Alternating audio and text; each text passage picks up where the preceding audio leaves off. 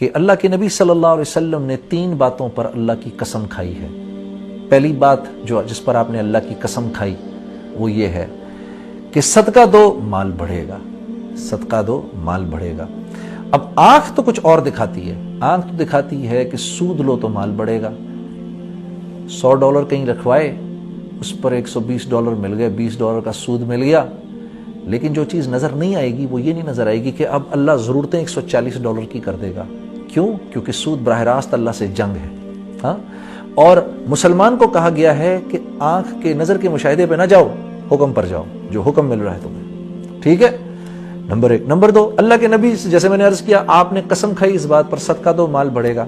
اب $100 میں سے $20 تو دے دیے میں نے، اب آنکھ تو دکھا رہی ہے کہ پیسے کم ہو گئے، جیسے آنکھ دکھاتی ہے کہ زمین اور آسمان ایک جگہ پر مل رہے ہیں ہورائزن پہ، وہ مل نہیں رہے ہوتے، یہ آنکھ نظر کا دھوکہ ہوتا ہے۔ اسی طرح یہاں بھی نظر کا دھوکہ ہے کہ $20 کم ہو گئے، پیسہ کم ہو گیا، لیکن پیسہ کم نہیں ہوا، کیونکہ اللہ کے نبی کی قسم ہے صدقے پہ مال نے بڑھنا ہے۔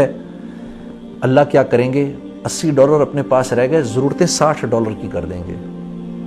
تو ایک تو یہ کہ اللہ کے نبی کا پہلا ارشاد کہ صدقہ دو مال بڑھے گا۔ دوسرا ارشاد آپ کا، تم پر کوئی حال آئے، کسی قسم کی سختی آئے، کوئی تمہیں کچھ برا بھلا کہے، تمہارا کوئی نقصان ہو جائے، اس پر فوراً تمہاری نظر میری طرف جائے، نہ کچھ کڑوی کسیلی بات کرنے والے کو جواب دینا، غصہ بھی پی جانا، یہ ایک گھونٹ اللہ کو بہت پسند ہے غصے کے پی جانے کا، معاف کرنا لوگوں کو۔